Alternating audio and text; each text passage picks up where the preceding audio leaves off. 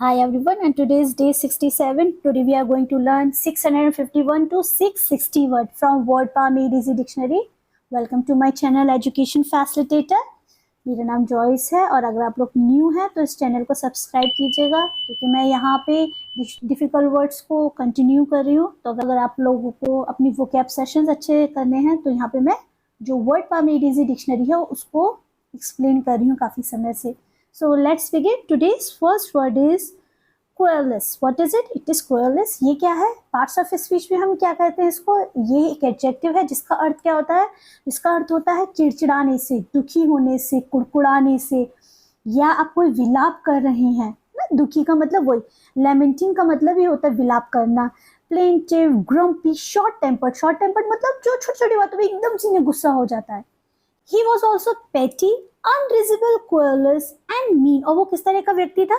जो बहुत ही तुच्छ, बिल्कुल एकदम जो अच्छी बात नहीं होती है ना, और इसके साथ साथ बिना रीजन के गुस्सा करने वाला, चिड़चिड़ाने वाला और बहुत ही मतलबी, ये झगड़ालू किस्म का इंसान। झगड़ालू, यहाँ पे स्पेशली झगड़ालू, अगर हम यहाँ पे क्वेरलस को बोलेंगे तो झगड़ालू व्यक्ति था।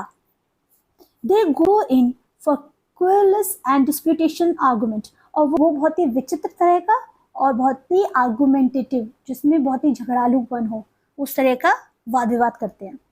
Okay, next word is quixotic. Quixotic का मतलब होता है कल्पना युद्ध, जिसे हम कह सकते हैं फैंटेसी से रिलेटेड, जिसको कह सकते हैं टैक्टलेस, इसेंट्रिक, सिंगुलर, अव्यवहारिक। ये सब इसी के ही सिमिलर मीनिंग है, जिसको हम किस तरह से समझेंगे उसको हम इनके एग्जाम्पल के थ्रू समझते हैं। This is a vast, exciting and some quixotic project. और ये एक विशाल, बहुत ही exciting मतलब क्या होता है? जो बहुत ही रोमांचक और कुछ विचित्र तरीका का क्या है? बहुत ही अलग, कल्पना से युक्त, बिल्कुल डिफरेंट टाइप का क्या है? प्रोजेक्ट है या परियोजना है। He began a quixotic search for the mother who abandoned him. और उसने क्या कर दी? कल्पना में, अपने एकदम सोच में अचानक से सोचना क्या कर दी? सर्च स्टार्ट कर दी। किसके लिए? अपनी मदर के लिए, जिसने उसको क्या किया था? छोड़ा था। कोई भी व्यक्ति होगा, उसको उसकी मदर ने अगर छोड़ा उसको। Okay, ramification. रेमिफिकेशन क्या है? ये एक नाउन है जिसका अर्थ क्या होता है? जिसका अर्थ होता है ब्रांचेस होती है ना, या उपशाखा से कह सकते हैं, या डालियां फैलने से कहते हैं, या फैलाव से कहेंगे। सब हेड, सब डिविजन, ब्रांचिंग, डाइवरिकेशन, ये सब इसी के ही सिमिलर मीनिंग्स हैं। I could not follow all the ramification of the plot.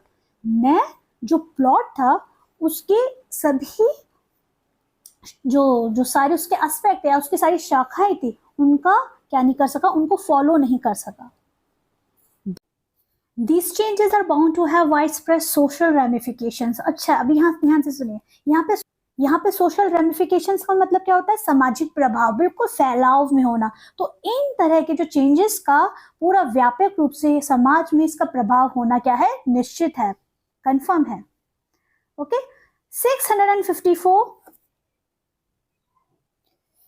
ये क्या है? ये नाउन है जिसका अर्थ क्या होता है? इसका अर्थ होता है घृणा से, शत्रुता से, द्वेष से। envy, enmity, malice, hatred, ये सब किसके सिमिलर मीनिंग्स है? ये सब रैंकर के सिमिलर मीनिंग है। I have no rancor against him, और मेरे मन में उसके प्रति कोई भी द्वेष नहीं है। A good man terminates a friendship without rancor, और जो एक अच्छा आदमी बिना किसी द्वेष के दोस्ती को कभी भी खत्म नहीं करता। अगर कोई तरह की घृणा नहीं है, कोई सही इंसान है, तो अगर कोई नेगेटिविटी नहीं है या कोई तरह की ईर्ष्या नहीं है, तो कोई भी अच्छा इंसान अपनी दोस्ती को ऐसे फिजूल में किसी की वजह से नहीं खत्म करता है। Okay, 655, it is rapacious. What is it? ये किस तरह का वर्ड है? इसका अर्थ होता है ज्यादा होने से, मतलब एक होता है थोड़ा खाना, मतलब होता है बहुत ज्यादा पेटूपन होना या बहुत ज्यादा लालची होना। मेटेरियलिस्टिक मतलब बहुत भौतिकवादी होते हैं, और इसके साथ साथ इनको वायलेंट मतलब हिंसक भी बोलेंगे। ग्रीडी होना, वोराशियस होना। वोराशियस का मतलब भी पेटूपन से ही होता है। He had a rapacious appetite for birds nest soup, और उसे चिड़िया के घोंसले के सूप की क्या थी? बहुत ज्यादा भूख थी, मतलब पेटूपन से की तरह ज्यादा भूख थी। Hawks and other rapacious birds may be killed at any time. और बर्ड्स हैं, हॉक्स जो दूसरी बर्ड्स हैं, उनको कभी भी, बहुत ज्यादा जो बर्ड्स जो ज्यादा क्या कहा जाए ना, पेटू चिड़िया है, वो उनको कभी भी क्या किया जा सकता है, कभी भी मारा जा सकता है। किल्ड का मतलब ये होता है मारा जाना। रिब्यूक, अब रिब्यूक का मतलब क्या होता है? रिब्यूक पहली बात तो ये एक वर्ब है जिसका अर्थ होता है किसी को फटकारने, किसी को होता है डांटना, एक होता है बहुत करनी तरह फटकार देना। फटकारना जब जब कोई जन बहुत ही गलत होता है तब। दोषी ठहराना, रिप्रिमेंड, रिप्रोच, स्कॉल्ड, एडमोनिश, ये सब किसके सिमिलर मीनिंग्स है? रिब्यूक के ही सिमिलर मीनिंग्स है। चलिए इनको हम इनको एग्जाम्पल में समझते हैं। क्या है? ही मीकली एक्सेप्टेड द रिब्यूक, और उन्होंने बड़ी ही विनम्रता, नम्रता पूर्वक जो डांट थी, फटकार थी, उसको स्वीकार कर ली। The teacher delivered a sharp rebuke, और जो टीचर थी उसने डिलीवर का मतलब होता है ना वर्ड्स को अपना बोल रहे हैं आप बहुत अच्छे से, पूरी क्लास को पूरी तरह फटकारा, ठीक है, या आप कह सकते हैं फटकार लगाई। रिब्यूट, अब वो रिब्यूक था, ये क्या है? रिब्यूट है, ये क्या है? ये भी वर्ब है जिसका अर्थ होता है गलत साबित करने से, झूठ ठहराने से, गलत ठहराने से। डिनाई, डिसअफर्म, डिसप्रूव, अ कन्फ्यूट, ये सब इसी के ही सिमिलर मीनिंग है, जिसमें झूठ कर किसी को साबित करे, सही बात को आप गलत तरह से फैब्रिक स्टोरी में किसी के सामने समक्ष रख रहे हैं, मतलब सच नहीं बता रहे हैं। You don't dare to rebut, और आपको ऐसा, आप ऐसा नहीं करते। क्या नहीं करते? आर 8 टर्म्स, जो हमारे 8 जो टर्म्स हैं, और इंसिस्ट अपॉन योर 5, अपने जो 5 शर्तों के ऊपर हमारे जो 8 शर्तें हैं उनको रखने का। वन मस्ट नॉट एक्सप्लेन, यहाँ पे वन का मतलब होता है सिंगुलर से, मतलब एक व्यक्ति की बात हो रही है। वन मस्ट नॉट एक्सप्लेन, एक इंसान को क्या नहीं करना चाहिए? ज्यादा एक इंसान को ज्यादा एक्सप्लेन नहीं करना चाहिए। Away false ideas but rebut them, जो झूठे फिजूल के जो आइडियाज होते, विचार, उनको स्पष्ट नहीं करना चाहिए, बल्कि उनका क्या करना चाहिए? खंडन करना चाहिए। अगर कोई इंसान झूठे गलत बातें कह रहा है, उनको बिल्कुल क्या कर देना चाहिए? क्लियरली उस चीज को खंडन करना चाहिए। आपका इस तरह का अस्तित्व होना चाहिए कि आप जो बात कह रहे हैं वो बहुत रेलिवेंट बात हो, आप ऐसी बात नहीं कहिए जो बिल्कुल इररिलेवेंट हो। Okay, next is 658 recalcitrant. What is it? Recalcitrant, ये क्या है? ये एक एडजेक्टिव है जिसका अर्थ क्या होता है? अड़ियल होने से, हट्टी होने से। हट्टी मतलब जो बहुत जिद वाला इंसान होता है ना, हेड स्ट्रॉन्ग। मैलिग्नेंट, मैलिग्नेंट तो बहुत ही नेगेटिव वर्ड बोला जाता है, लेकिन हाँ इसमें ही आ जा रहा है। एरोगेंट, ऑडिशियस, ये सब इसी के ही सिमिलर मीनिंग्स है।